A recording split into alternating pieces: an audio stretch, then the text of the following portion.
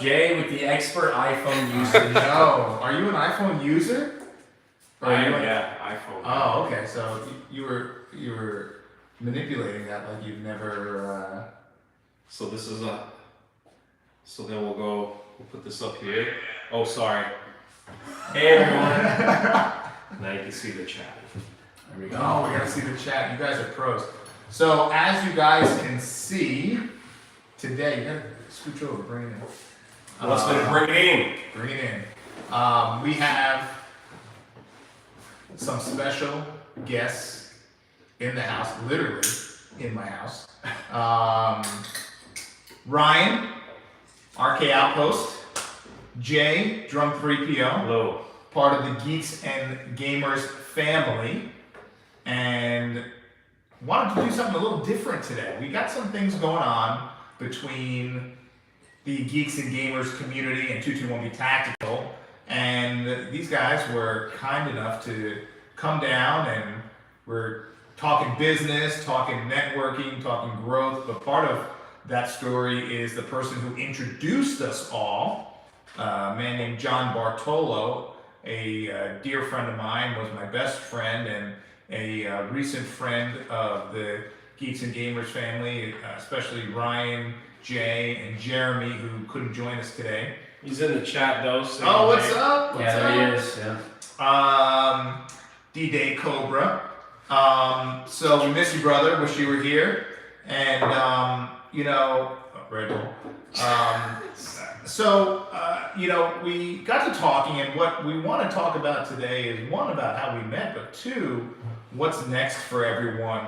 And most importantly, a lot of people, mostly probably watching this, and who are going to watch this later even, with everything going on in today's world, to say that there's a lot of uncertainty is probably an understatement. We all want to know how we can get to the next level, what we can do to level up, whether it's earn more money, somehow improve in some aspect of our life, with gas being like $7 a gallon and, food costing, triple. Everyone has that concern in the back of their mind right now. And part of that conversation is not really a lot of people put it on themselves. Like, what can I do to make more money, help my family more, whatever. But the reality is you got to really think about that in a we. What can you do with the people who you know in your network? And, I wouldn't be sitting next to these two guys. I wouldn't know Jeremy if it wasn't for John Bartolo. He had a podcast. You guys can still watch the episodes, John Bartolo's show. I met him through the firearms and defense industry. Became close friends, became best friends. And John was a master at connecting people, and he never looked for anything in return. Things came to him by default based on the people he was just connecting. So he introduced me to people at the UFC, he introduced me to these guys, Jeremy, and he always had this vision.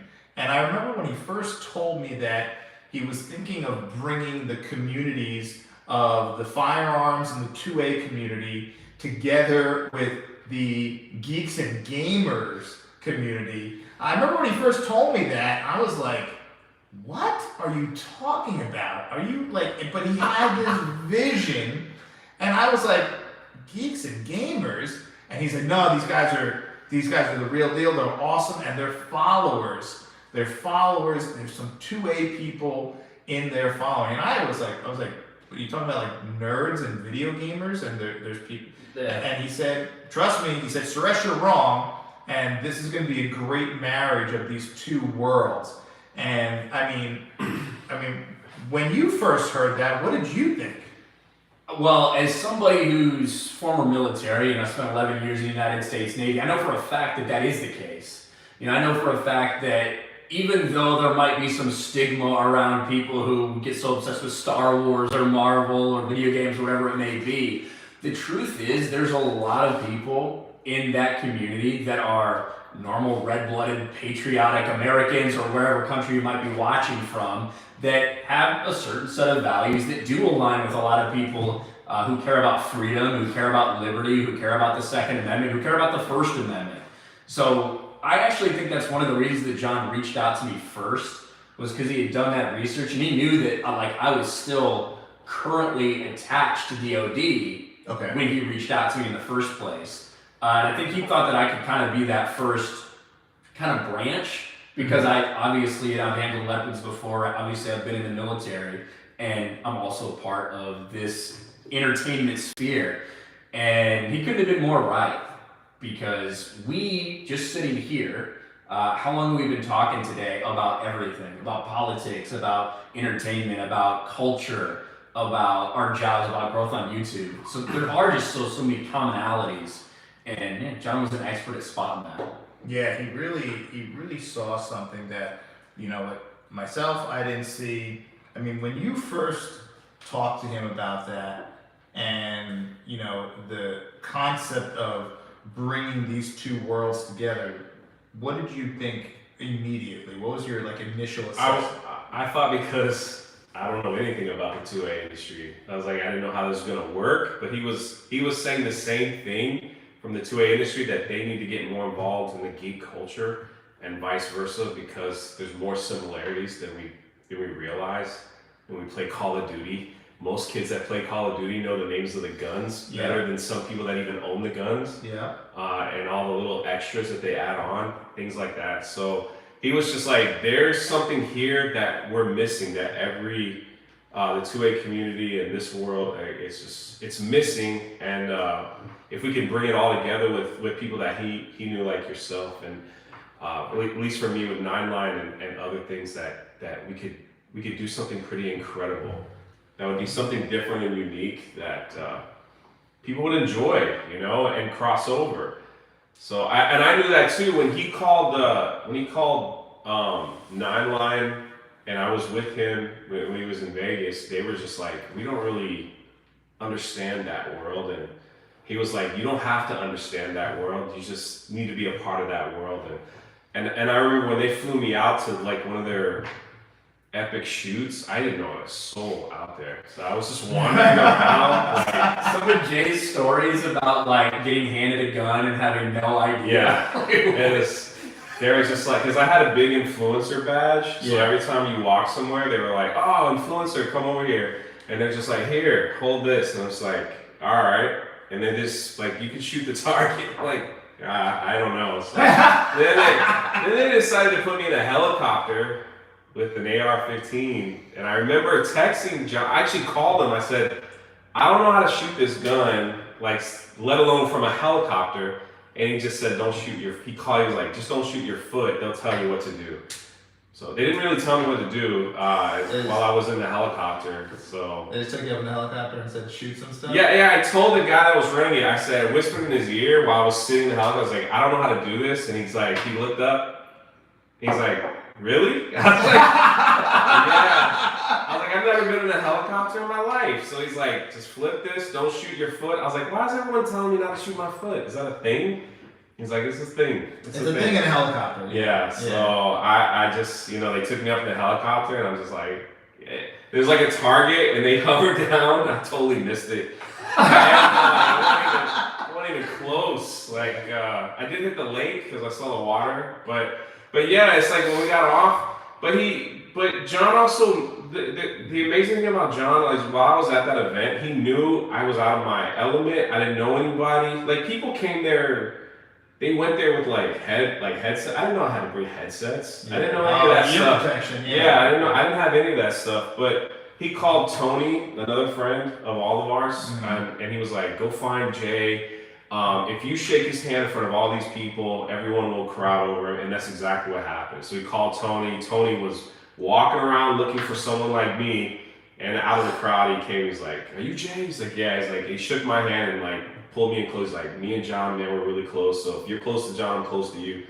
And then when the whole crowd saw that, it changed. They're like, "Who are you? Who are you? What do you do? How do you know Tony?" So yeah, John was great in putting this all together. And for those that are members of my channel and part of Park Hopping, this is the guy who designed the bag that I wear in the theme parks. So this is the company of the man who designed that bag. That's so right. and there's some more news on that coming, so stay tuned. Absolutely. So now, what would you describe, for the people on my channel watching who I would say for the most part align with, our thinking and some of the things that you talk about, for those people, what can you tell them about the members of your community that they may not know about? Because this, I feel like this is hey, and this is like a really low level version of it, but the jocks in high school not knowing about the nerds or the emo or the goth people, being in one group, what would you say that they don't know that they should know about the people who are in your domain? Yeah, so I guess really to start out, what is Geeks and Gamers in general before you talk about the people that are watching? And myself and Jay, we both have our individual channels, but we're part of a greater community, Geeks and Gamers. And Jeremy started Geeks and Gamers years and years ago, and it's evolved into something I don't even think he thought it ever really would be. And essentially, we're an authentic, honest voice in the entertainment industry. Whether that's talking about video games, whether it's talking about movies, whether it's talking about TV, comic books, all of that stuff. And so often that falls in the genre category, whether that's the new Star Wars movie or the Marvel movie, or whatever it may be. But, with so much going on with Disney, we saw how involved, we're here in Florida, we saw how involved Disney decided to get in parents' lives here in the great state of Florida with the Parental Rights and Education Bill. It is an undeniable fact that entertainment and the people who control the entertainment industry can affect culture, which is why it's so important to have people that just are normal, everyday, common sense people talking about the entertainment industry. And that's kind of what we do at Geeks and Gamers. We hit all aspects, from sports, movies, theme parks, everything. Anything that entertains people, we pretty much talk about. And so, I think I almost fell out of my seat. Oh, don't do that. Jay's a little clumsy.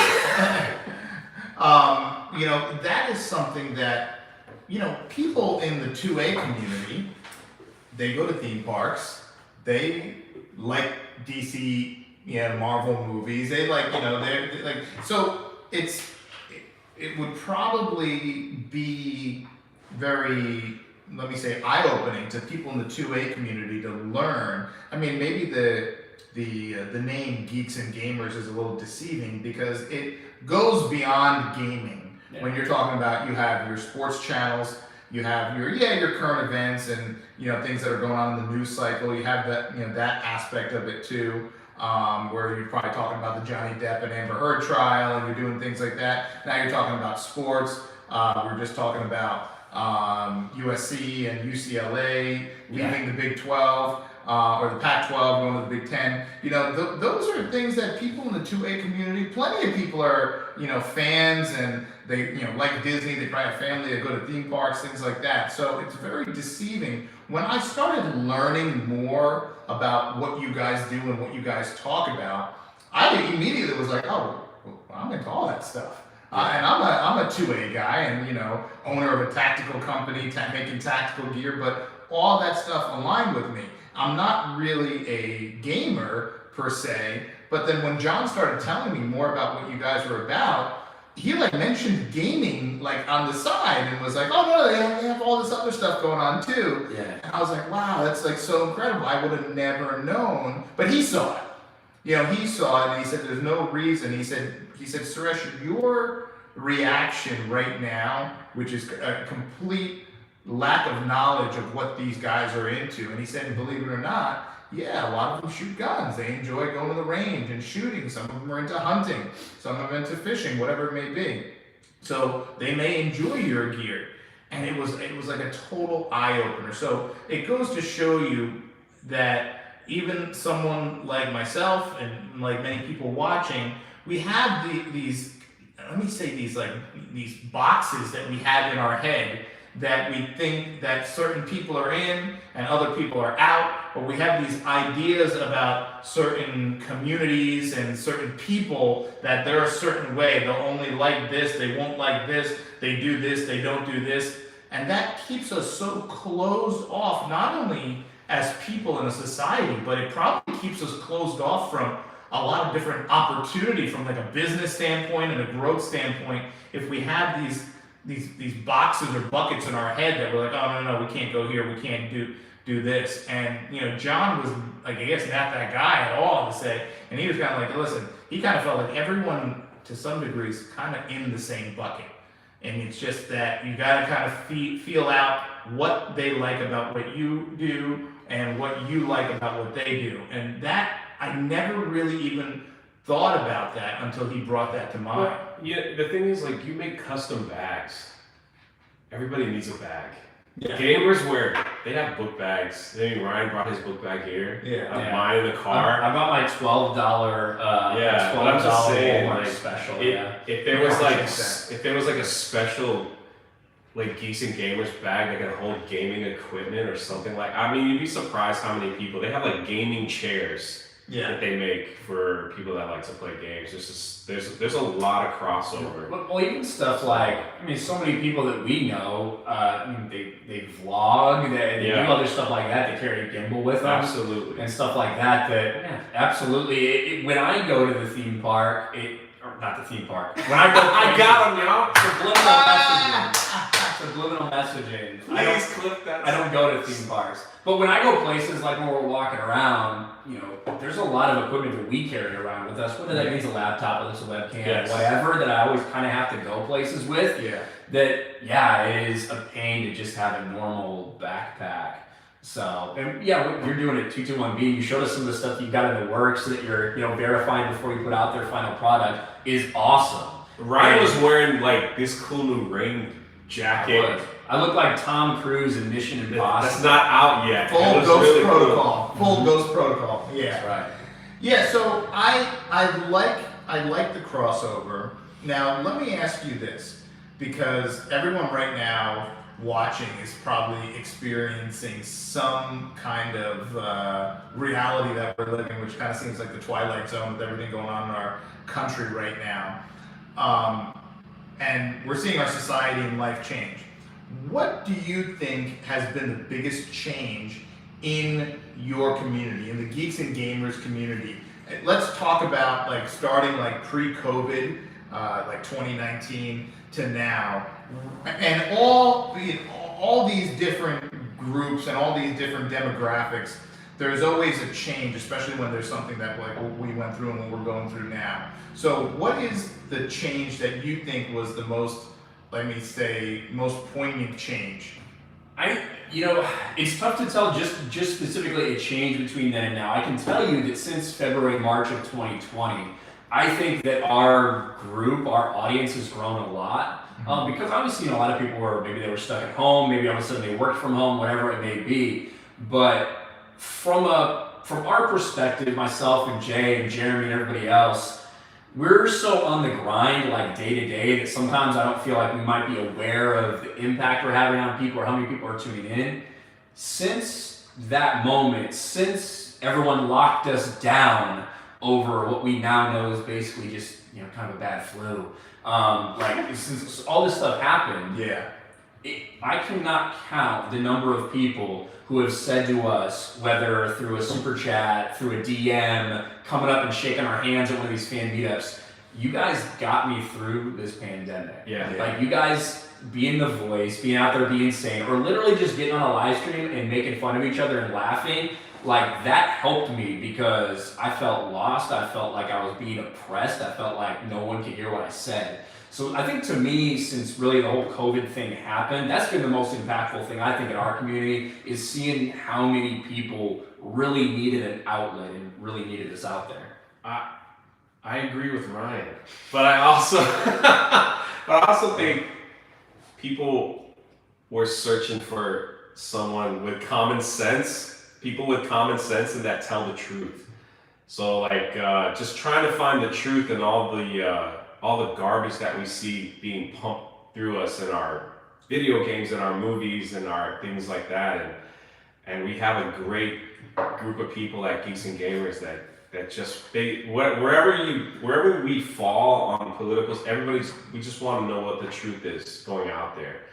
and people just begin to gravitate, like Ryan says, just gravitate to this fellowship for so many different various reasons. Like you said, like helping them get through because they were lost, confused. People were telling them one thing and they didn't know what to believe, and here we are, just just speaking our truth and just brought people to us. So it's unbelievable. Like the people in the chat now, like we couldn't get through it without you guys that are in the chat.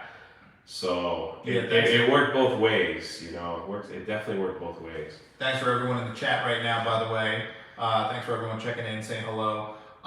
One of the things that I found, and in listening to both of what you guys were saying, during that time, there was a lot of people who they don't have the platform, they don't have the voice, they don't have the capacity, but they were sitting there in their homes, locked down, triple masked, and they're like saying to themselves, I'm thinking this, I don't know if anyone else is thinking it, and am I crazy right now? Or like, am I going crazy? Yeah. And then it was probably so refreshing for them to like go to your channel or go to your channel and be like, wait a second, wow, he's saying out loud what I'm thinking, amen. Right. Like I remember you said like it was like, I forget at what point in the locker room, you went to one of the parks, right? Yeah. And you did a live, I don't know if it was on Park Hopper or It was on Park Hopper. And you said like there were people who were like, wow, he's out and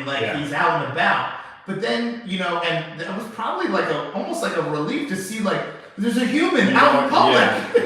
Yeah. Because Florida opened up, and then the theme parks here opened up before a lot of states even opened up. Yeah. So when we went out there and just went live, people were just like, "Is this real? Is this a recording? Like, is this a recording?" I was like, "No, it's real. We're out walking around at an empty theme park, but we are out walking around." It was like Matt Damon on Mars. It was like, wait a second, what's going on? It was a weird thing, but yeah, people were very happy to start to see some normalcy. Right.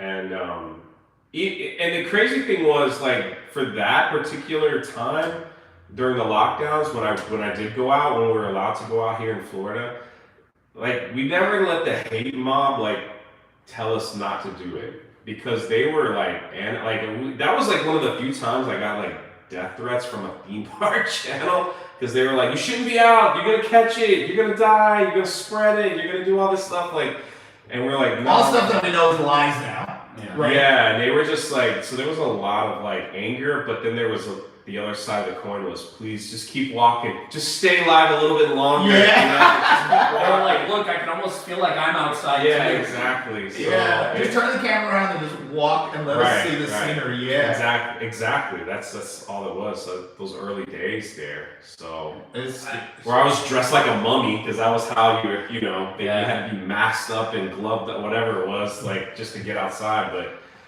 You did it. Suresh, what you talked about people that found us during that time, like, am I crazy? Does anyone else think like this? That's kind of the origin of this entire audience here at Geeks and Gamers. Yeah. Because, like we said, you listen to the mainstream media, whether it's sports, whether it's political news, whether it's entertainment, it's all like the same narrative. It's the approved, authoritative narrative that goes out there. And all the channels are saying basically the exact same thing. In some cases, literally the same thing. Yeah. So the way that so many people found us was through Star Wars. That's the first big breaking point for Geeks and Gamers. And then it turned into like Game of Thrones and Marvel and all this stuff, because unless you're living under a rock, you can't look at current day entertainment and deny that it's been infested with identity politics and agendas, and it's only coming from one side. Yeah. You can only have one thought. If you don't agree with this political narrative,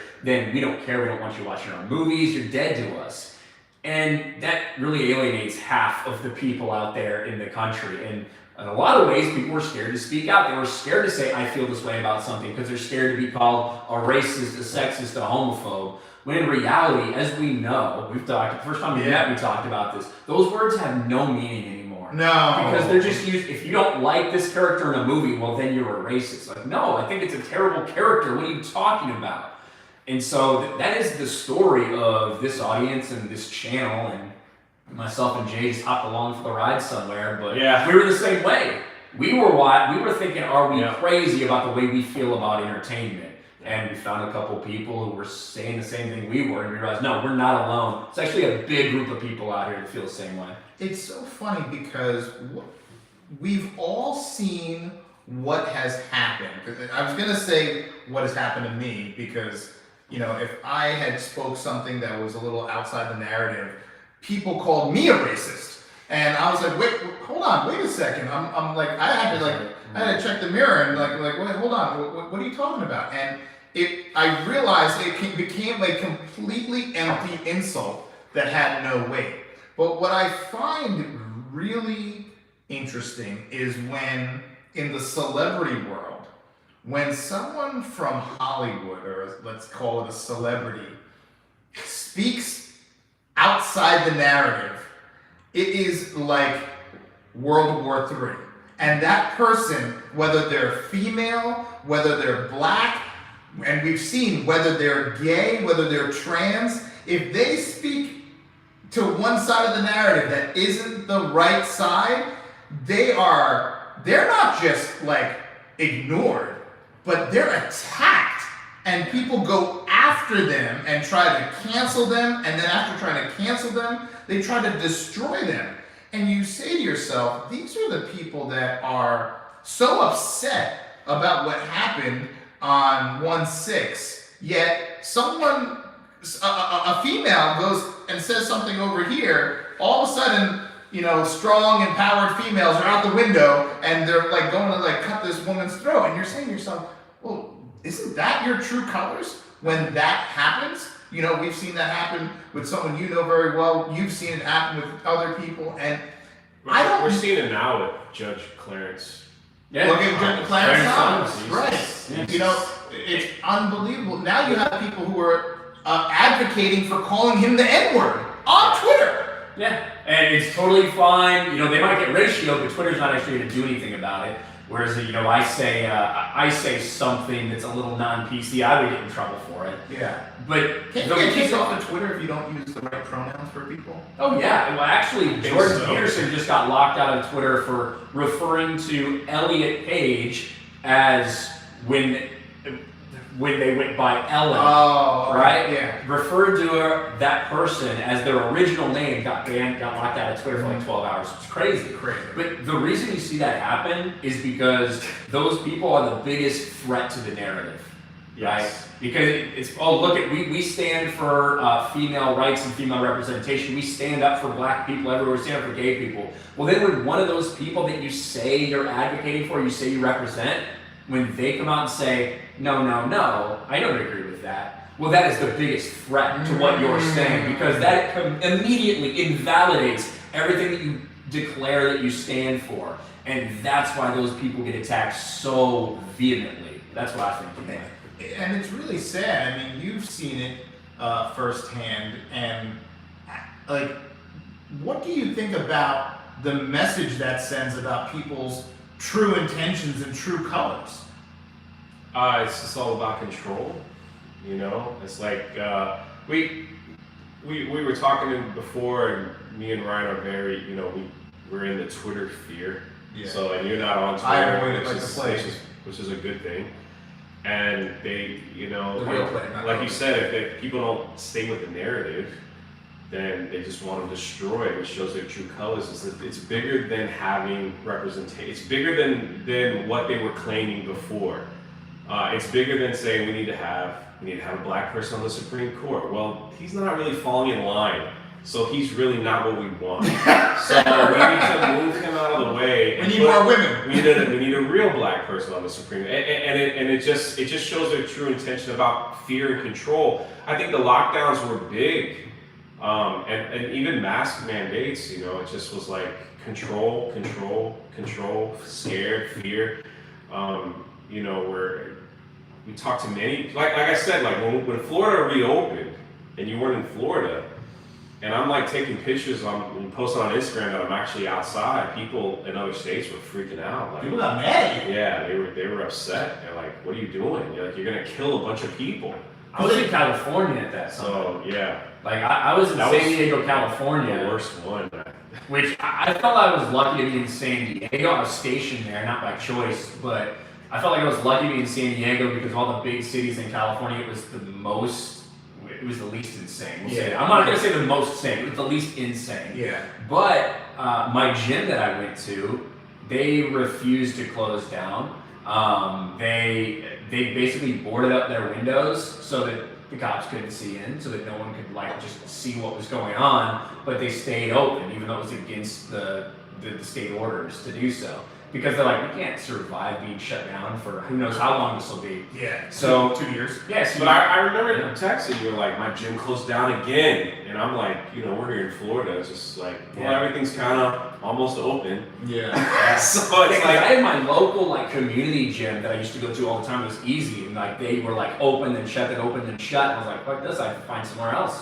So I found the gym that rebelled against all that stuff. Wow. And I found a gym that refused to lock down and said we're going to do this whether the state likes it or not. So Yeah, there was a guy in Jersey. that gym probably saved more lives than Anthony Fauci. Yeah. Like Right. that gym, with having people be able to go out there and continue to work out, continue to stay healthy, stay fit, feel motivated, feel physically and mentally healthier, that gym likely saved more lives than Fauci did. Yeah. Unbelievable. but going from there, I mean, connecting the dots to John Bartolo, he was looking for people that, he saw Ryan's channel and like, wow, these are a bunch of people that I thought were video game people, but they're speaking out, against a lot of the nonsense that's happening. And then, he began to connect all the dots and Yeah. put us all together with the right people, because John knew the right people on this side, and now he wanted to know the right people on this side and say, hey, let's do something special. Yeah. Let's do something special, which we are. We want something very special. So Yeah, and I hope he would be. I hope he'd be proud of what we have going on, and the fact that we're continuing this merging of the communities. What do you guys think about when you look at the accusations by some that video games are behind some of these mass shootings we're seeing? I haven't seen anything scientific to validate that. We just have politicians with no background in any kind of psychology or child psychology. They're just elected officials making these, what I call ungrounded assessments and claims. What do the people in your respective communities feel about that? I think anyone who actually has played video games before thinks it's absolute BS. yes, Right? Because no one that you're going to talk to who goes and plays Call of Duty, at least in my experience, is going to say, well, yeah, just that, it made me just want to go shoot up. Like, that's insane. playing Fortnite or something. It's like, And there hasn't been a ton of really good studies. Now, a couple that I've seen actually say the opposite. They say that people who do play video games on a regular basis, even violent video games, they're actually less aggressive because they're getting a lot of that pent-up aggression or energy or whatever out during video games. But I guess what I would say is if it was video games, then why don't we see that? Why don't we see these mass shootings across all the other cultures who also are playing video games? Yeah. Japan. Tell me, like, Japan plays a ton of video games. Where are the mass shootings in Japan? Well, then you can talk about guns. Well, it must be a gun issue. Not necessarily, because we've talked about that a lot. You can look at different areas in this country, in America, some that have more guns than you could count, more guns per citizen, but have no gun violence. Yet places where guns are supposedly banned, that's where a lot of the gun violence is. It's strange how that works. Yeah. In reality, we have a mental health problem I think America specifically, I think we're one of the worst about it because we're celebrating it. We are legitimately celebrating mental health. We have a problem with parents, we have a problem with schools, we have a problem with the way that children are being raised and how they're being indoctrinated, in large part because now, two parents almost always have to work now for the normal, everyday American family. They might be getting raised by a babysitter, they might be getting raised by the state, they might be getting raised by Disney Plus and Netflix. Yeah. So much of this stuff, I feel like, is the reason that we have a lot of these outbursts and mentally ill people doing disgusting things. Yeah, I truly don't feel that locking people down for however many months helped that situation at all. One of the things that no one seems to be talking about is in that demographic of teens, how the suicide rate has skyrocketed out of control. No one seems to be talking about that. So clearly there's a mental health component to that. So you look at when the lockdown started to when the lockdowns ended, and you looked at the suicide rate, you got to be saying to yourself, well, these young men and women are going through something, and it doesn't seem like anyone even cares. No one's addressing it. So what can be done? Okay, well, we're just going to blame video games that these young people are playing, and we're going to blame the guy who was in the White House 2 years ago. We're going to point the finger at him. Like who also blamed video games for a mass shooting. So might be a lot of people that support Donald Trump, and I support a lot of what Donald Trump stands for, but he also said something really stupid in terms of that. I remember what he said, and I forget after which shooting it was, but I remember him making a statement about that, and I remember to myself saying, is this grounded by any kind of science or proof, or is it just that people just think, oh, it's a game where you have an AR-15 or an automatic weapon and you're shooting people, so that automatically, because I played those games as a kid and I never once thought about going anywhere and doing that to anybody. So I don't understand how any reasonable adult can make that claim unless there's any kind of verified proof. And what I've seen, I've read the same thing that you read, which was, if anything, it's the opposite. So I don't know where they're coming from that. But now when you look at how that makes the people in your community feel, like what does that drive people away from the politicians who are making those claims in any way, shape, or form, or is it souring the community at all? I don't know if it's souring, but it's just people want a villain. And if these politicians get enough people to believe what they're saying, that this thing is the villain, then they'll just believe it. I think the biggest issue here is that we have a society of these young people that are growing up, and this is my own opinion as a school teacher, that they're growing up with no value because they're relating their own personal value with a lot of stuff dealing with social media and other things that have no value. Just seeing like some young people get so upset and bent out of shape because they didn't receive so many likes or comments on a post that they made on Instagram or TikTok or things like that, or being made fun of because they're not getting enough interaction from their own social media, and they have just literally dived into this technology and they are coming out of it with no value. So when they have no value in themselves, they will have no value in human life. If they have no value in human life, then taking a life is nothing.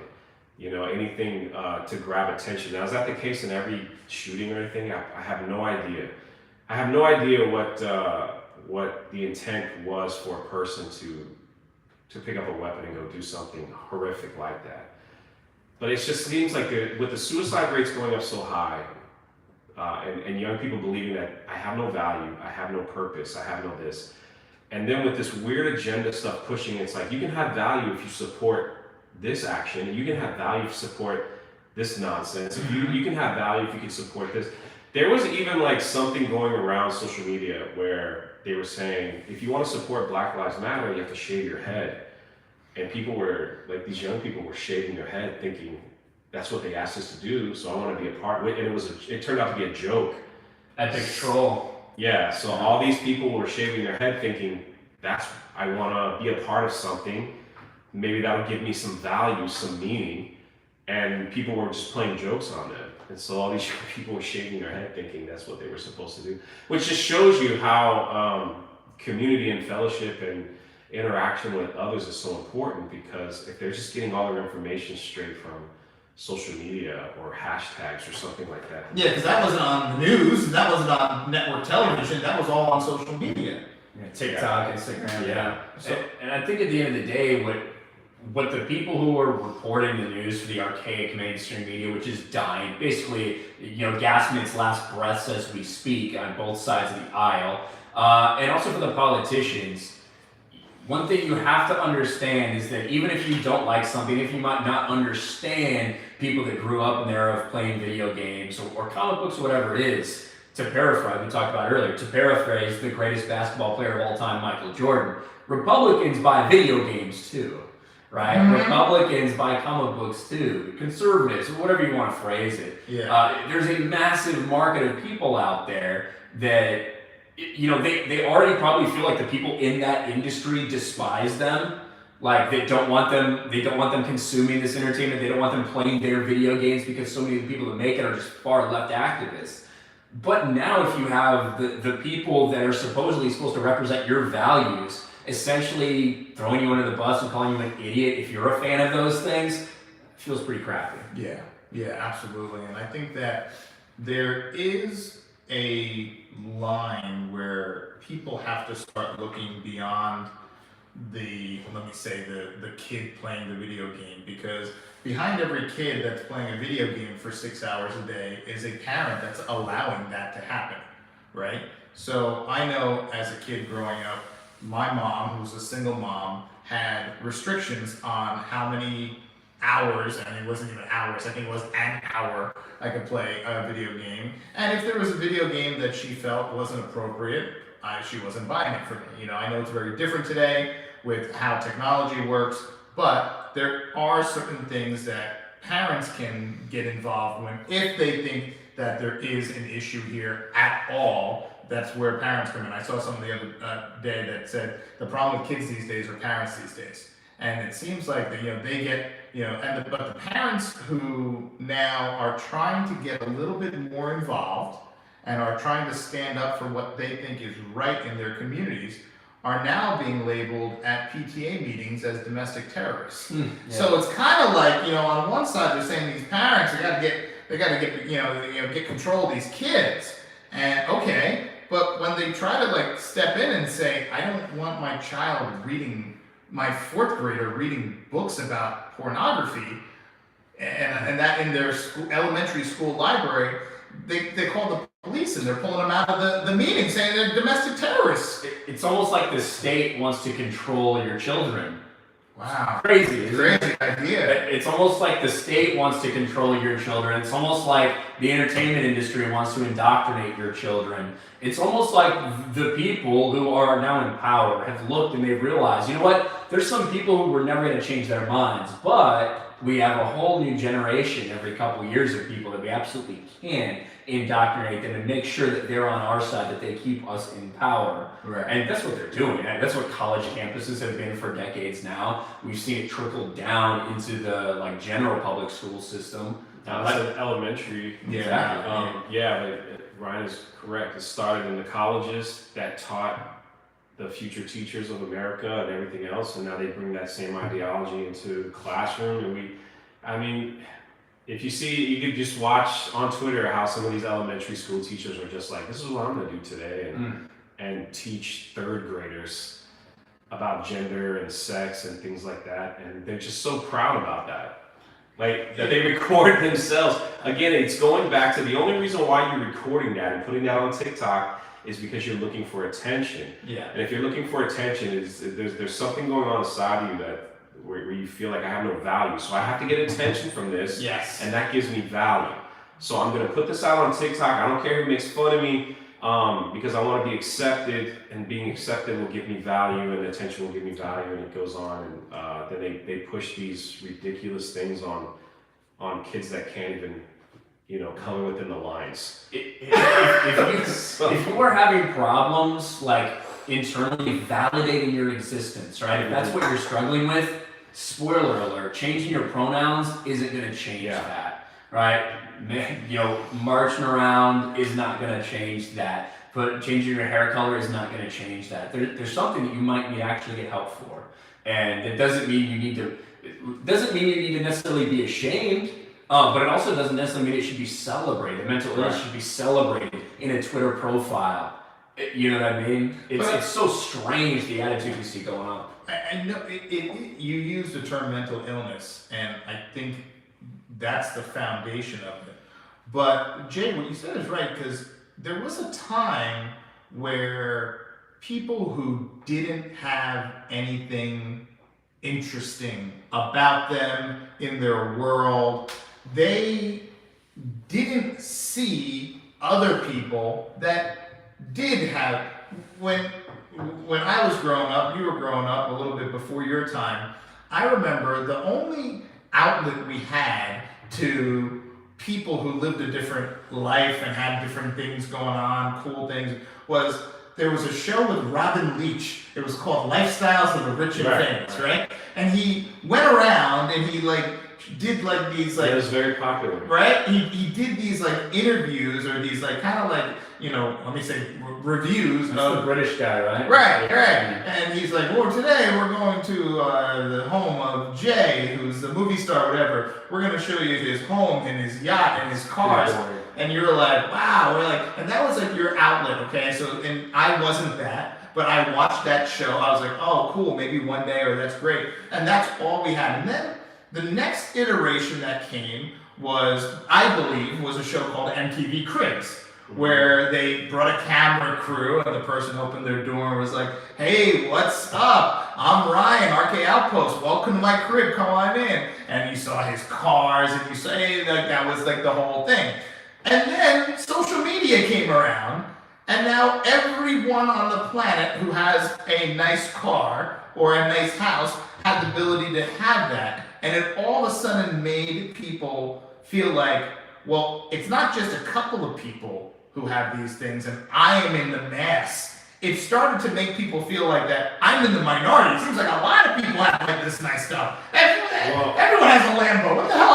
I don't. So I need to do something to make me stand out. So what I don't want to just be marginalized here. Everyone seems to have something good going on social media. Let me do this. I want to be called this. I'm going to now say I'm this. I'm going to do this. I'm going to declare this. And it's all, like you said, it's all a move to get attention, to make people say, hey, look at me. I'm different. I'm unique. I'm different. And look at me. Well, listen to this. When we post, the majority of people, except maybe Ryan, but who post on Instagram, you want to post, how many pictures do people take before they find that one they want to post? 100. Especially wherever they're at. So if you look at people's Instagram, you can see some people that are like, wow, this person always travels. They got the best lighting, they got the best smile, they got the best this, they got the best, so it's like their life is amazing. Right. And we don't really know what goes on in between the clicks of the photos, And They're crying. yeah, it's just and then you go to the next one, and it's like, look at this person's life. It's absolutely amazing. And the next one, and the next one, and then you look at your life. What do I have to take a picture of? My washing machine. I got a new washing machine. That's it. But yeah, and so it, and they get wrapped up in seeing how amazing, and you can take it a step further, especially in the younger generation. And I've seen this play out where, Billy doesn't get invited to a party, and he didn't realize what was going on. But then he goes on Instagram or wherever they have their TikTok, and they see, wow, everybody else got invited except me. Yeah. I got no value. Yeah. So why should I even bother living? Nobody cares about it. And then it starts to, it's the snowball effect from the top of the mountain begins to happen. It starts off really small, and if they keep rolling down this depression, no value, it gets bigger and bigger. And then it can't be stopped. And that's where... And that's the problem, And what you just claimed and declared is where what I call phantom bullying came into play, where it's no longer you're actually going to the person and to their face bullying them, belittling them, putting them down, or in back in the day you actually beat them up in the schoolyard or after school, and then it turned into now I'm gonna say things about you behind your back, and now I'm gonna post things about you and share things, whatever. Then it morphed into what now today is, like you said, you can just ignore someone, but they see on social media, whether it's TikTok or Snapchat, whatever, that they're being ignored. Yeah. And that puts them into this depression, and that makes them feel less than. You don't even need to say a word to this person. No, but you're publicly ignoring them and letting the world know that we're ignoring you. But here's the crazy thing too, with going back to the young people, is that we're also living in a weird time where schools' budgets are stripping away creativity, such as music, art, and a lot of things to be creative. And they're not, some of them are even stripping away things that to teach them how to like change the oil in your car or whatever. Like those, like shop class or whatever. All those all that stuff is being removed. And so now you have a bunch of young people that probably are very creative and artists and that could do all these things, and they don't know where to put their outlet. So instead they just sit and, just watch TikTok and either they're going to get trapped into the social media bubble, or someone's going to help them with their creative outlet. And then but once these young people, some of them that find their creative outlet, you see them like soar, like fly, because then the social media stuff doesn't matter because they found their value in what they want to do and things like that. So it's really sad that it's from the bottom working its way up. And the only way that some of these creative people can be creative is by doing and saying the most ridiculous things on their social media to grab attention, or doing whatever they. Yeah, doing the most ridiculous dance to get them their likes. Yeah, I think that it's been going on for a while, but increasingly the idea that no one can be criticized, you can never say a mean thing about anybody or whatever.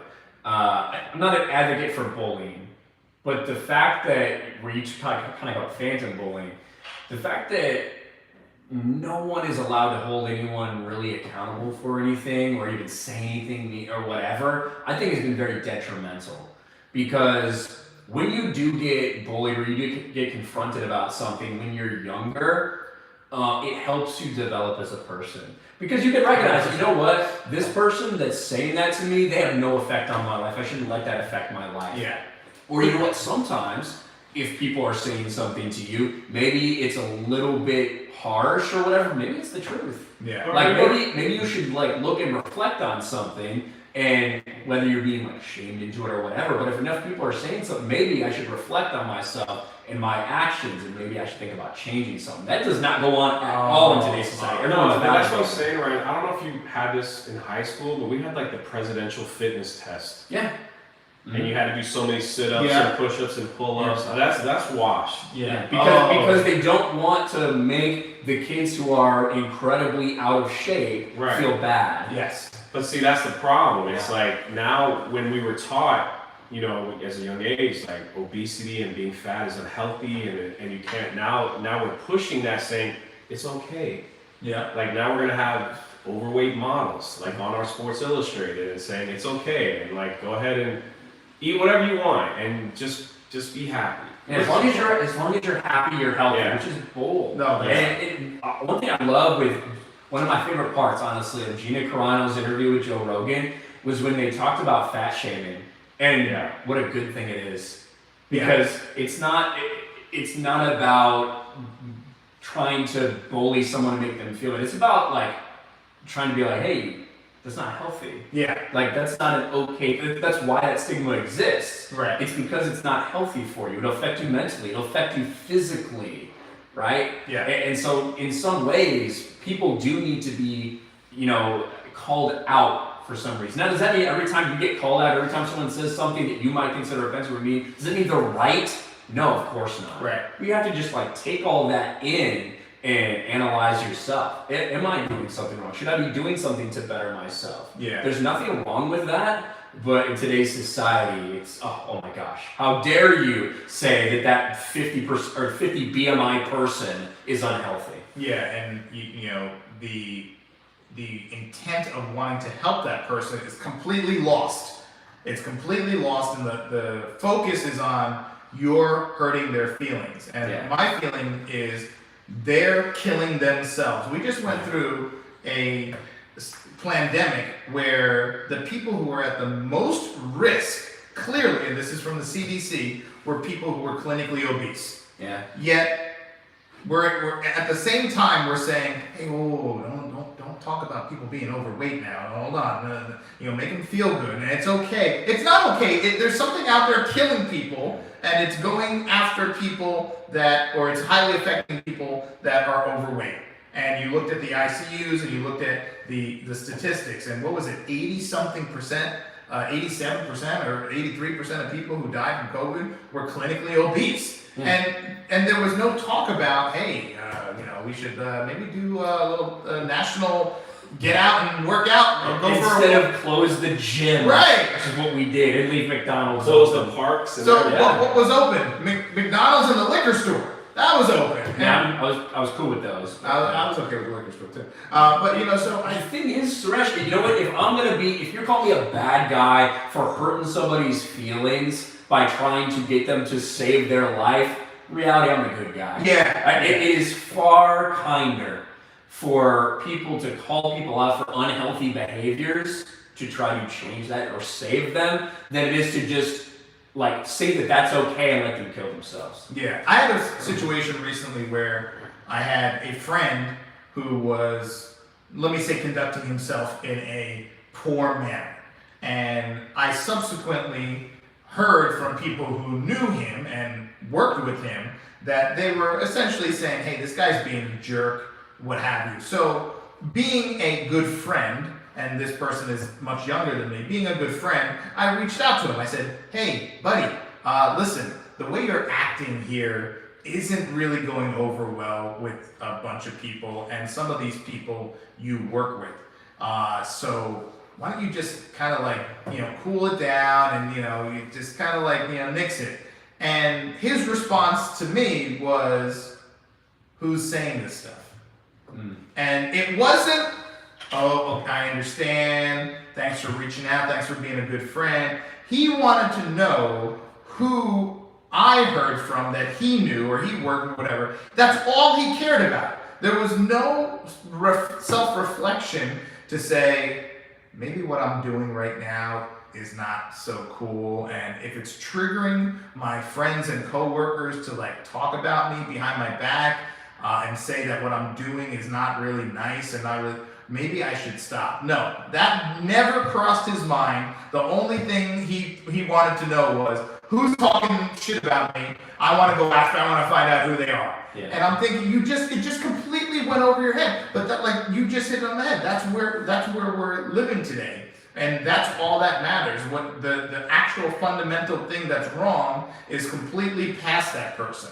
And I don't think we can make it as a society if we're going to just continue on this path where, A, you can't say anything to anyone, whether you're trying to help them, whether you're trying to support them, because it's deemed mean, racist, this, that, or whatever word they want to use this week. And then at the same time, you have people who are depressed and whatever, and all their life is committed to changing their profile picture to whatever the latest thing is. Yeah. Is it Ukraine? Is it transgender? Is it this? Oh, that's what I support. That's what I support. And I think they kill gay people in the Ukraine, and it's horrible. And yet they're supporting this thing because it's, what do I got to support this week to stand out from the crowd, to show people that I'm unique, I'm different, I'm an individual, and look at me, I'm not marginalized, I'm not normal. And even if you're not that thing, you have to support that thing. I talked to so many people who are just middle-aged white people that were totally 1,000% down the BLM road. And I was like, hey, that's awesome. That is awesome. And I'm have you done anything to help the black community, the inner city? Because I know where you live and there isn't a black person within 50 miles. No. Have you volunteered maybe at an inner city school, helping out at helping school teachers, donating to inner city school? Have you tried to donate food to the local food pantry in the inner city area? Have you tried to go interject and work with the local police department? Anything to help black people? No. So the only thing you did to help black people is change your fucking Instagram logo thing and you post like a black square? Like, what did that do? And they're like, it showed that I support it. And I'm like, okay. So that makes him feel very, very good. I'm like, what? Like, and I there was a friend of a friend who did the same thing with Ukraine. Was posting Ukraine. I stand with Ukraine. Posting, changed the flag of Ukraine to their Facebook profile. And I sent her a message. I said, "What have you done?" She said, "What do you mean?" I was like, "You're doing all this stuff." She's like, I'm showing I'm building awareness. I said, okay, but what have you done for a Ukraine family that's been displaced? Like, have you done anything? Have you sent $1 to help feed a Ukrainian family that's now a refugee? She's like, no. I said, so your awareness is doing what? Your Facebook profile flag is doing what? Yeah, your 100 Facebook friends are now, they probably didn't hear about the Russian invasion. Right, yeah, they must have missed it. They probably missed it, so we're spreading awareness. Right, you have 40 friends on Facebook, and now you're like, what are you doing? Like, it's like everyone knows about what's going on there. Everyone knows what's happening and the carnage, and everyone knows. So, like, the days of awareness, like, okay, we got it. Like, everyone's aware. It's not 1970 or something, right? Where like you don't have a 24-hour news cycle. Everyone doesn't. Everybody like understands all this stuff. It's just for a dopamine hit to make these people think that like, hey, look at me. I care so much about the current thing. Please like and please retweet and please tell me how good I am. Yes. Without actually doing anything. And that's all fake in BS, right? I don't participate in any of that crap. And you know what I do to support the black community, Suresh? I treat everybody exactly the same, which is what I think that's what everybody wants. What a novel that's how idea. everybody wants to be treated. Yeah, what a novel idea. Like, people, you have those same people, and those are the same people who, when I say that I was raised by a single mom, I started a business in my garage, I didn't have any rich relatives, I didn't have any help, I didn't have any like money flying at me, and I built this company from the ground up, and I made it, and I overcame adversity. I shared a story with both of you earlier of great adversity that would have like taken most people out, and I just stepped right over it and used it as a stepping stool and went to the next level. And to me, that is what I had to do. There was no choice in my mind. That is what I had to do. And when I say publicly to certain people, the story of, there's this systemic racism holding everyone down in the ether, and there's like, all this stuff going on, people are like, you're racist. And I'm like, I'm racist?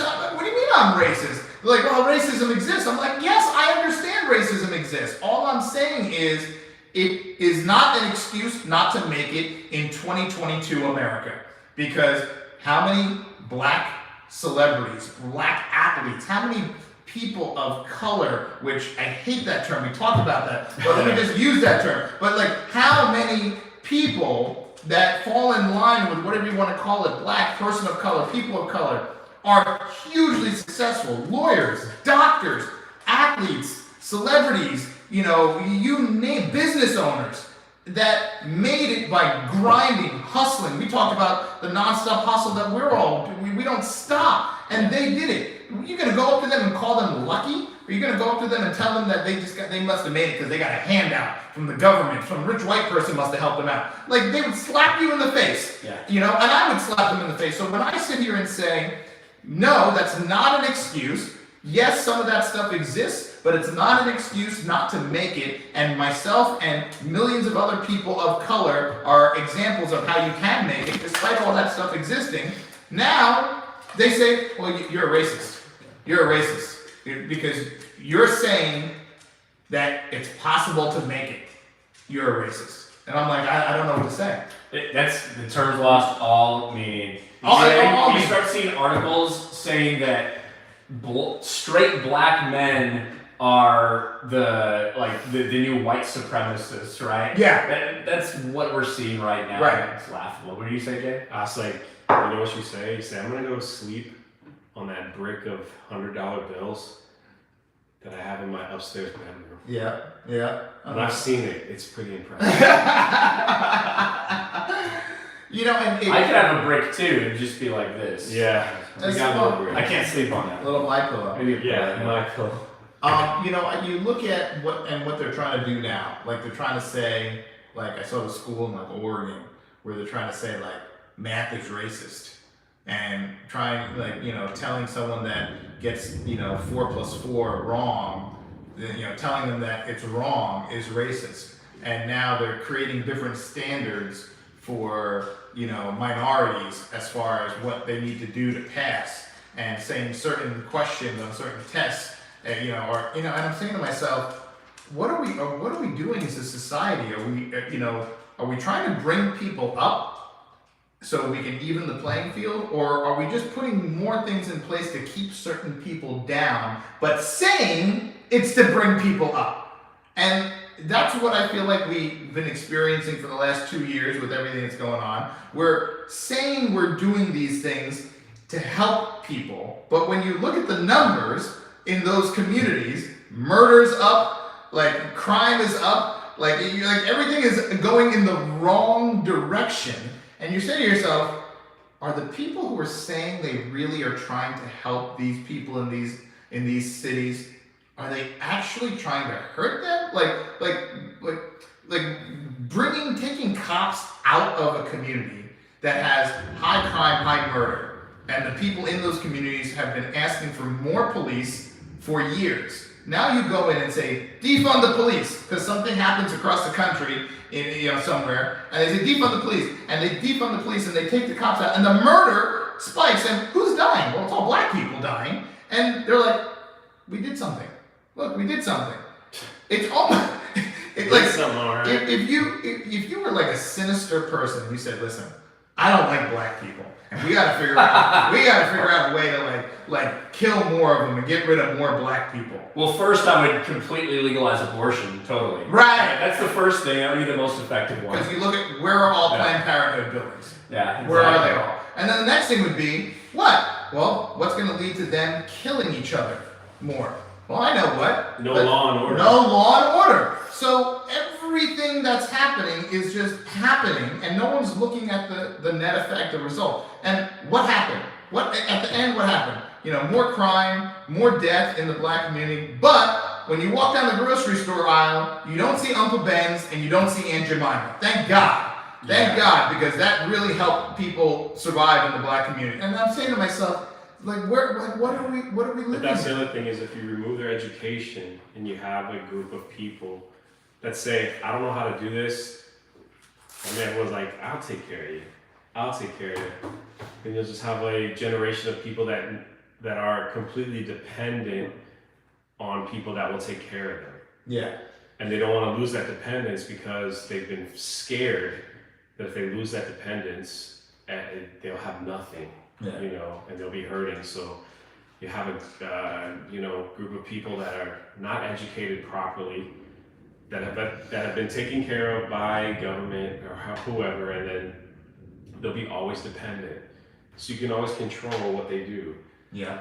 At all times. Yeah. So. Yeah. And if I just continue to tell you, hey, if you vote for me, I'll fix all your problems. Yeah. If you vote for me, I'll take care of you. I'll take care of you. But then in reality, all the policies that we see enacted are just intended to keep the status quo. Mm-hmm. Then always you'll be the one that's trying to say, you're trying to do something, you're trying to change things. In reality, you're not. It's like, in my opinion, it's kind of like going to the chiropractor. If you just went to the chiropractor once and they, boom, boom, snap, snap, you were cured and you never went back again, chiropractors would go out of business. Right. That's not how chiropractors work. You have to keep going back every 2 weeks, every 3 weeks, whatever. But if there's any chiropractors out there, I don't care. You know what you're doing. You know what you're doing. I know that you probably go by Dr. whatever your first name is. Like all chiropractors, Dr. Mike's, Dr. Tom's. I know you guys are out there. So thank you. Really nice little. How often do you go? I haven't been in a while, but before the lockdowns, I think I went once a month. There you go. Yeah, I would go every other week. About once a month. Yeah, I used to go every other week. So I want to talk. It's almost like if I came out with something that was supposed to prevent a disease, but instead I was like, well, you actually have to take like a new one of these every 6 months for the rest of your life. That would probably be preferable, and I'd make a lot more money doing that. Every but 4 months. Oh, 4 months. There you go. 4 months. I just saw something disturbing. I think it was out of Canada or something that like 9 out of 10 cases are people who are fully stuck. Anyway, you brought up something very interesting earlier in our conversation, and I want you to repeat that story about the time during the when those certain shows were on TV. About let me say. So the Cosby Show and a different world. A different world. Like right. now, explain to some of the people watching right now the Cosby Show in a different world. Explain what that was. What they were, because some people may not know what those shows are. The Cosby Show was Bill Cosby. I mean, where he's at now, but the Cosby Show showed black people as lawyer, doctor, family in a different world. Showed young black people going to college and how cool it was. And my good friend Mark, who is on a different live stream with me on Wednesdays, he was talking about some of the statistics on how black people they were attending college a lot more when some of those shows were on the air. Because I guess that's how important pop culture was. Saying like, you can be a doctor, you can be a lawyer, college is cool. Like, look all the stuff. And then, I mean, even the Fresh Prince of Bel-Air, the father was a judge, or he was a lawyer that became a judge. Very successful family, and so all those things were just, people look at that and like, yeah, I could look like that. Yeah, I can achieve something like that. Yeah.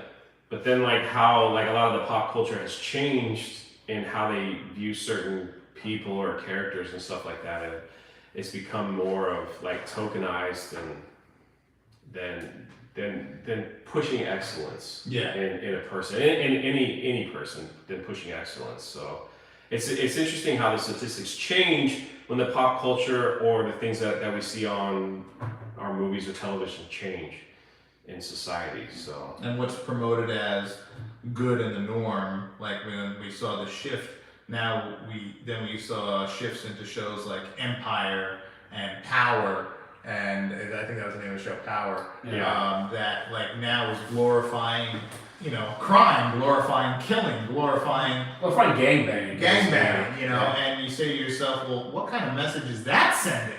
Is that really sending the message out to our young children in the community, any community rather, that this is okay? Where you said that the other show really exemplified family values and things like that. And education priorities and, high class jobs, I guess you'd call them that. Yeah, professionals. Professionals and things like that it could be achievable.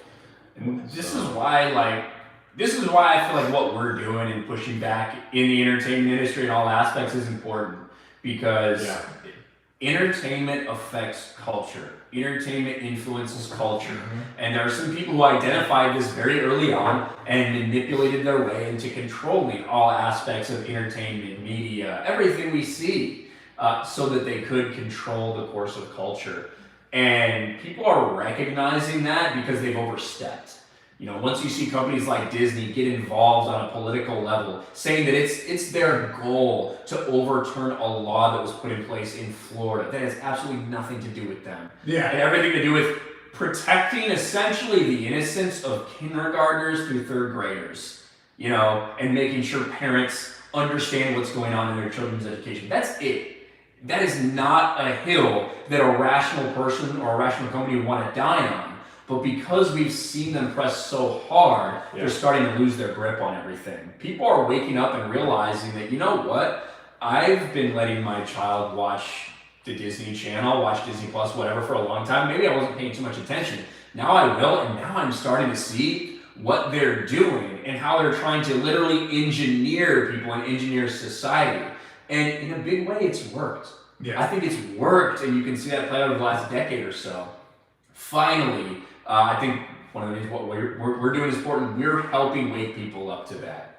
because It's some true. people might see it, but they Show haven't the truth. heard anybody Yeah. verbalize it. They haven't heard anybody call it out. Maybe they don't want to be called a racist. Maybe they don't want to be called homophobic, whatever. But once you see somebody lay it out and call it out for the BS that it is, it's hard to ignore. Why do you think a company of their size, and obviously they know the level of influence they have, what would make executives at a company of that stature say, this is the road we need to go down? Like, to me, when I have 221B, I'm always looking at what is the most neutral road we can take, and let's stay out of the fringe, and let's kind of just stay on this, I don't want to say righteous path, but let me just stay on this path here.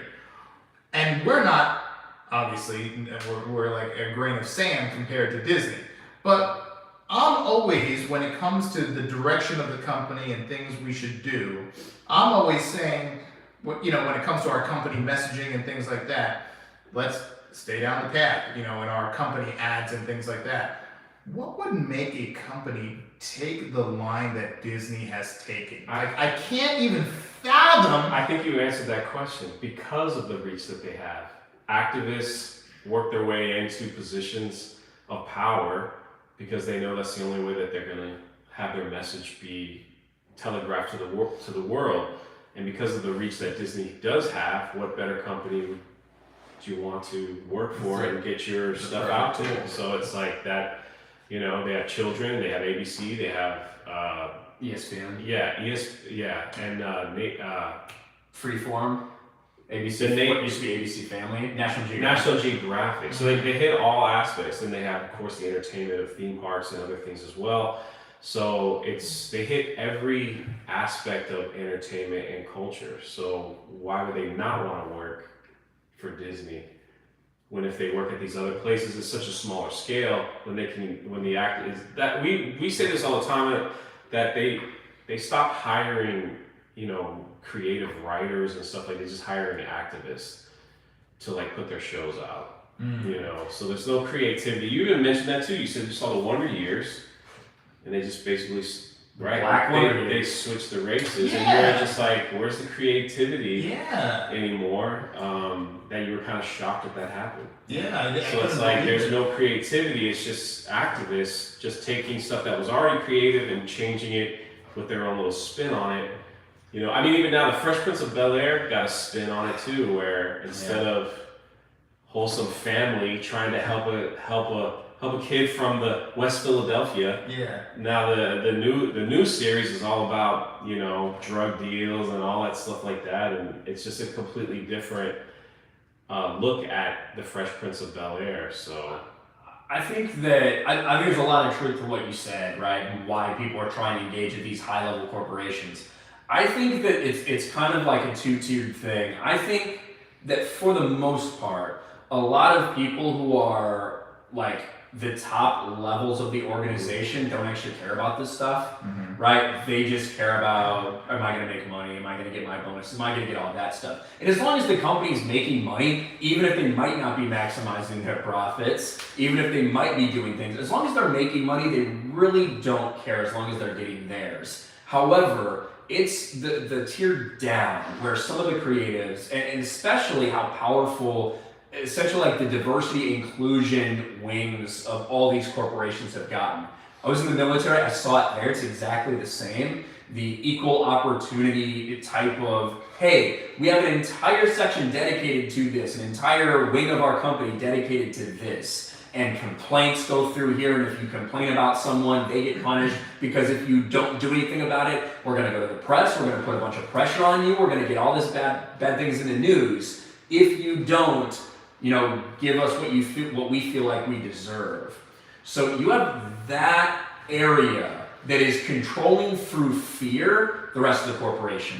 Because if I turn down something that I think is heavily driven by identity politics, well, now a fringe group of my employees who are going to get a lot of news on social media are going to call me a homophobe, are going to call me this, are going to call me that. So you have these people who at the end of the day are in charge, bend the knee, And essentially, they're like staring down the barrel of a rainbow-colored gun, right? That's what I think is going on. Yeah. So I don't think it's necessarily always the top-level people making these specific decisions that they know will cost them money, but at the end of the day, they'd rather do that than be labeled or canceled or fired. That's kind of what I think is going on in a lot of cases. It's incredible because, these people in some cases are beholden to shareholders, and we've all seen these companies, a handful of them, that have, as the term has been coined, go woke, and they go broke. And go broke, maybe not from the standpoint of they're going bankrupt, but their earnings takes quite a hit. And that really affects the shareholders. So that the move to go woke has proven not to be beneficial from a monetary standpoint in numerous companies that we've seen so far. So I don't know how we're still seeing it happen. I still don't know how we're continuing to see these companies that are going down this woke path thinking, oh, it won't happen to us. Yeah. We're good. And I'm like, well, it's not good. There's a breaking point, right? Because right now we've seen a lot of failures of big budget movies, but it would take a sustained year or two effort, to legitimately see a loss of money for these guys because they're so profitable. They've had so much control for a long time. Netflix is a company we're starting to see now where they may have reached that point. Yes. Where they were big, they were the giant, they had all this stuff that everybody wanted to watch. Some of it was the stuff they created, but a lot of it was not. It was just things like Friends or The Office or whatever that people constantly would say subscribe to binge it while they filled their coffers with identity politics driven this, Pride Month this, Black History Month that, things that are just designed to appeal to a very small spectrum of people. Then all of a sudden NBC starts their streaming service. That gets pulled away. Disney pulls their stuff away. So now all Netflix is left with is some really good stuff, I'm not gonna lie. Some of the original stuff is really good at Netflix, but a lot of it is not. A lot of it is just, from an agenda standpoint. So now all of a sudden their stock drops 70%. As for the first time in a decade, they lose subscribers. They have stagnated, and people are realizing they've reached a peak. So in that case, what do you see a company like Netflix do? Immediately cut the budget of a lot of these more fringe type of programs that they were planning on doing. Because there comes a point when it starts to be, hey, we're actually losing money. That's when it matters. If they're not capitalizing completely, if they're not making the most profit they could, but at the end of the day they're still making billions of dollars, it's not going to be enough to move the needle. When you start sustained losses, that is it for this company. And Disney is working its way there, but it's not anywhere close yet. No. Netflix is seeing it. I think they're That's very true. They're starting to feel that, and obviously the different competitors that have come into the fray have probably helped, exacerbate that or speed up what's happening to them. So now you have to be more careful because if you have a competitor come in and they're saying, hey, we're not going to go down that road, we're going to stick to this road, well, that's going to increase their power that much more at a faster rate while you're going down, while you're sinking. And like you said, it's exactly what we're seeing what happened with Netflix. And they were the only show in town for so long. And now other people have stepped in. So you're never looking for anyone to be hurt, right? But in a lot of these cases, when these companies take a path and they know they're going down that path, I don't feel bad when the consequences hit home. I'm just like, well, you knew you were. I don't want to say you knew you were taking a gamble. I almost feel like it's not a gamble when you know what the outcome is going to be. The outcome is proven. You know what the outcome is going to be. So how can you feel bad? You just can't. It's not something that you even think twice about. You can feel sympathy for people that have nothing to do with that, right? A person who's holding a microphone or something, who's the boom operator. Obviously that sucks for those people that have no control over this stuff. But I feel like at the end of the day, what we are trying to do is we're trying to wake people up, including the companies themselves, even if they won't listen. We're trying to save those people's jobs by telling you stop doing this stuff. and start, stop alienating half your audience. It's incredible to see what's happened in the recent years where companies are realizing, and now even networks are realizing, that people who are doing what we're doing have, in the case of Joe Rogan, gotten to the point where they're influencing more than the news. It's not even close. You know, it's like, it's crazy. So now I think more and more people are at least monitoring what people like what you're doing on your channel and what some other people are doing. Like, they gotta at least respect some of what some of these people are doing and say, hold on, we gotta now just kind of notice these guys, because Joe Rogan and how fast he grew, and now the influence he has. I mean, he put up a video that was less than a minute long, simply about like some supplements and some stuff he did when he got the virus, and they went after him like he was promoting like smoking meth for breakfast. Yeah. Like, it was insane. But what that showed me was just how scared they are of him. And it just showed me just how much influence he has. Because if he didn't have that influence, they wouldn't have cared. They would have left him alone. They would have been like, yeah, this guy. Now, the irony is, in that 1 minute video that he talked about how he beat the virus in essentially 24 hours, he mentioned like 12 different things he did and he took. He said, I took this, I got an IV of this, I did this, I took this. But it was only the one mention of the one thing that everyone focused on and was like, Yeah, sure.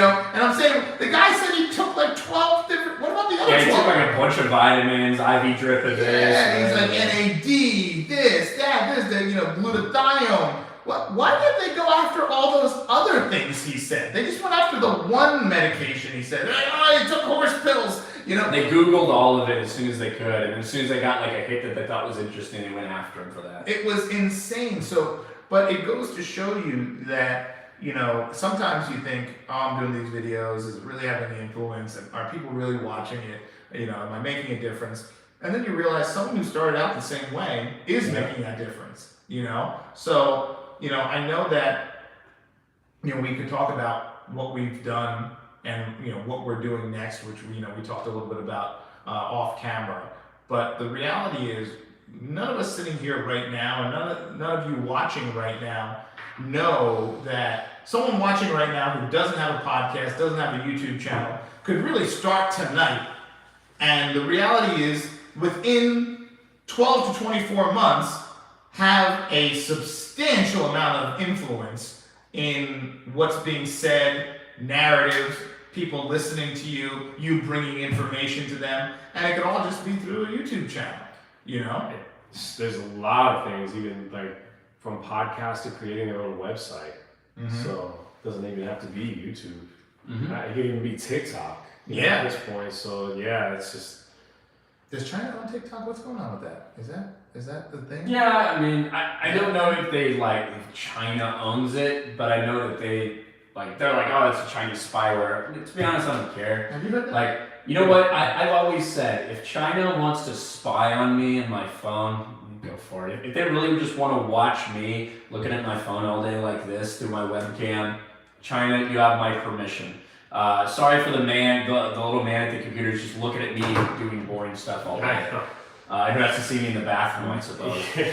But yeah. I don't know how they're going to take down America being in my phone, seeing my dog running around. Yeah, exactly. But I don't know. I guess there's something there. But yeah, I do think that the Chinese government has significant access, from my understanding, to TikTok. I don't know all the details, and like I said, it doesn't super affect me on a day-to-day basis. But Jay's right. There's so many ways, and we talked about it a little bit because whenever people on YouTube get together, we always talk about YouTube and how everybody's doing something because we want to try to learn from another person. And even just on the same platform, there's so many different ways to do it, to grow. Whether you want to do long form podcasting, whether you want to do little clips, whether you want to do daily uploads, whether you want to do 3, 4, 5 times a day. And so many ways to be successful. But at the the end of the day, the one thing that you need long term is to be authentic. And luckily, that's something that everyone can be. Yeah.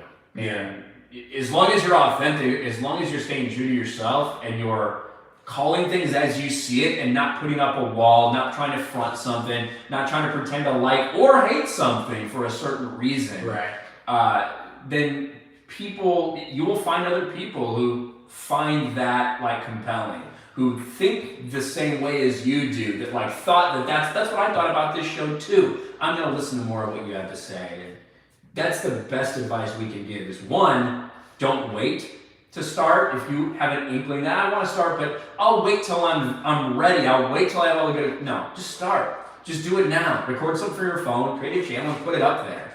But two, always stay authentic and don't try to fake anything. Well, what advice would you give? I agree with Ryan.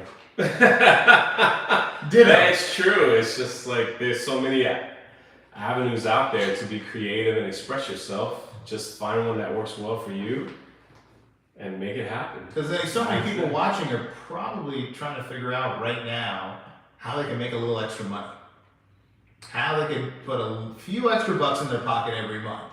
So, I mean, the people watching now can even comment live. Like, would an extra $300 or $400 a month help in your pocket? I think the answer for most Americans is yes. That would really help. Pay for a tank of gas. Yeah. So, yeah. You know, a piece of $400, you get 2 pieces of plywood. So, you know, like But any of those avenues, if you get going, can start to generate money. You just can't quit. That's the biggest problem is people want it fast. They want to be, well, I'm gonna be like Ryan, so he'll have 100. I'll have 100 subscribers. It doesn't work that way.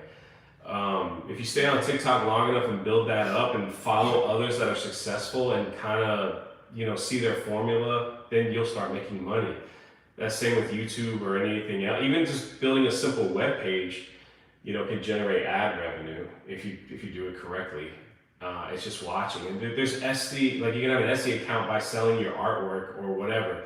You can be an author and sell your book on Indiegogo campaigns, or even just put it right on Amazon directly and sell that. I mean, there's so much. You can open up your own T-shirt store for free on Teespring. There's just so much you can do. It's like it's out there. It's just out there waiting. It's waiting for you. It is waiting for you. You just can't quit. Like you can't quit. You have to stay with the process, and eventually, whatever you put in, you'll get out. That's all I have to say. Is it reasonable goals? Same thing with anything, whether you're working out, like whatever it is, reasonable goals. If you are like, I want to have a YouTube channel, you're like, I'm going to upload 5 videos a day, 7 days a week. If you are working a full-time job, if you have kids, if you already have other commitments, that's probably not going to be reasonable, and you're going to let yourself down, and you're going to feel crappy, and you're going to want to quit. Yeah. So if you just want to think, hey, maybe I want to do this, start with 1 video a week, maybe, or something like that. Something very reasonable that fits within your schedule that you can commit time to. And if you think you like it, if you think you have more time, or if you want to take time away from something else to commit to that, then you can evaluate it. But yeah, just like anything that you're trying to make a change within yourself, you have to be reasonable about what you can achieve. Absolutely. Yeah, and like you said, you can't give up.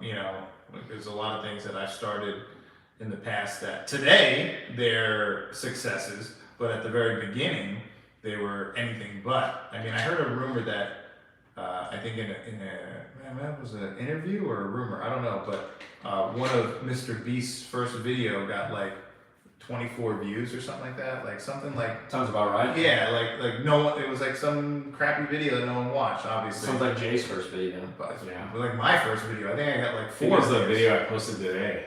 I think it just hit 25. Yeah. But so you look and people you can't quit, and that's the thing that like we were talking about. I do jujitsu. And one of the things that people You weren't even ready. Watch out. No, I reacted and did it so fast you didn't even see it. You have to slow the camera down. So like you look at that and you say there's so many people who come in and they quit within like the first Yeah. few weeks. Why? Because they didn't see themselves getting better. You know, they didn't get a promotion. They didn't. You say to yourself, you can't do Brazilian Jiu-Jitsu for 3 weeks and expect to be good at it and still not get beat up. You get beat up, you know, your first, you know, pretty much year or so. You're just getting beat up. That's it. You're just getting beat up, and you're trying to like fight for your life. And yeah, that sucks for a long time to have that happen. And when you're doing content creation, it sucks for a long time when no one's watching your stuff, no one's commenting on your stuff. But the people who make it are the ones who just keep their foot down on the gas and say, no, okay, it's fine. I'm gonna keep make going. it work. I'm gonna Yeah, keep it's going. just like I say, if you want to start a vlog, a blog, a podcast, find people that you admire that are successful at it, and just kind of don't steal what they're doing, but watch what they're doing. Emulate. Yeah, exactly. And take something like from them. Yeah, maybe you're not trying to do exactly what they did, but like be like, you know what? I really like what Jay did with his background on this stream, Yes, this video, exactly. like his intro, whatever. Mm-hmm. I've learned so much from these guys just spending the day with them, and you know, it was a great learning experience going up to the parks and, you know, spending the day with you guys up there learning, because I feel like in the domain of like bags and tactical gear, I got a pretty good handle on it, but in the domain of the YouTube content creation world, I feel like I'm such a beginner, like day one. I have some basic knowledge, and a lot of it I've learned off of watching YouTube videos, but So you really don't have any knowledge because you didn't even know how to turn the camera on. So I just want to put that out there. I didn't know how to turn the camera on. Jay's the professional live streamer here, Yeah. so we had to let Jay do it. With the iPhone. I never do YouTube lives. Everything's Facebook Live. Facebook Live. Not to plug Facebook, God. I definitely don't want to do that. But yeah, I was like, yeah, I never go live on YouTube. I upload videos. Like what? Like YouTube Live? What is that? So anyway, that's that to me. That is part of the learning, you know. And you gotta be humble. You know. You can't like get mad. You can't do like I want to learn. Ryan was showing me earlier how to use this app. I've had the app on my phone for 2 years, and he just showed me how to do something today. I'm like, what the heck? What? You can do that on that? And I have the paid version. He has the free version.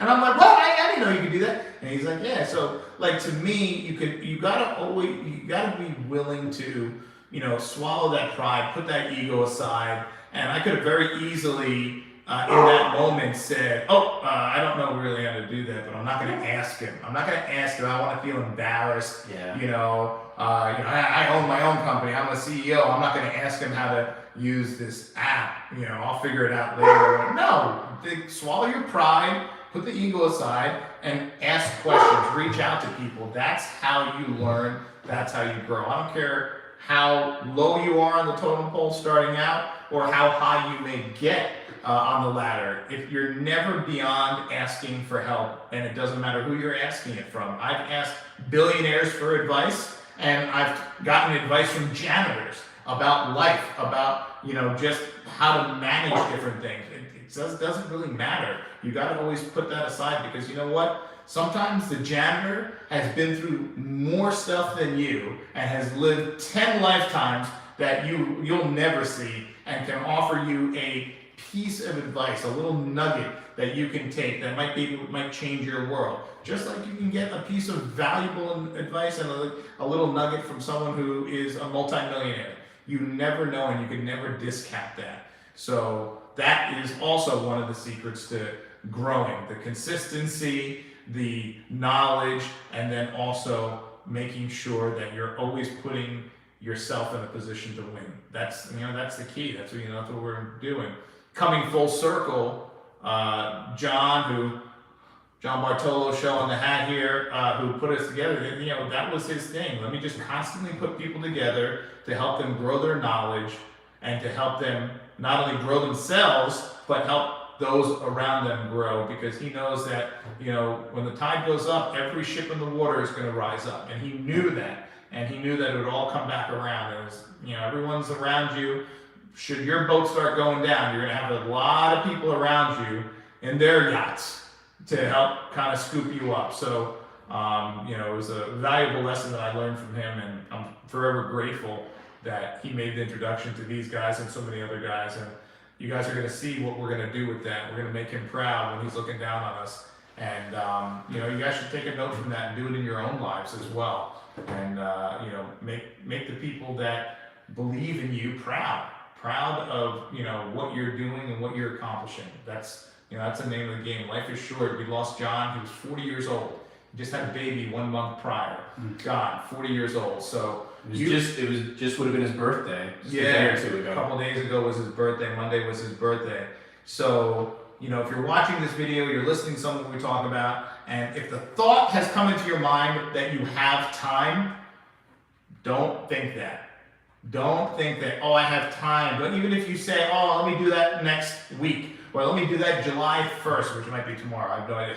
It's like, tomorrow. Don't wait. Start tonight. Start tonight. Put that pen to paper. Make that first video. Start that podcast. Whatever it might be. You start now, and because tomorrow's not guaranteed. You cannot wake up tomorrow morning, and always remember that you have that ability to start now, and no one can stop you. No one can stop you. I don't care who you are. You're black, white, male, female, trans, whatever. No one in this country can stop you from doing anything. There's no laws on the books that stop anyone, anything from doing what they want to do. So, just make it happen. Yeah, absolutely. You out? He's getting ready at the live stream. You're about to see a big finger come across the screen. Well, listen, thanks everyone for watching. Thanks for joining in. Make sure you like, subscribe, share, do all those things. And what do you do? That's just Jay. I was waiting for you to finish your closeout. But no, thanks Suresh for having us. It's been awesome coming out and hanging out and picking your brain, and I think you're going to see some awesome stuff between Geeks and Gamers and 221B Tactical in the very near future. Awesome. Yeah. All right. Thanks, guys. Thanks, everyone, for tuning in. All right. Bye, everyone. Is that it? Peace. You want to say anything else? No, that's it.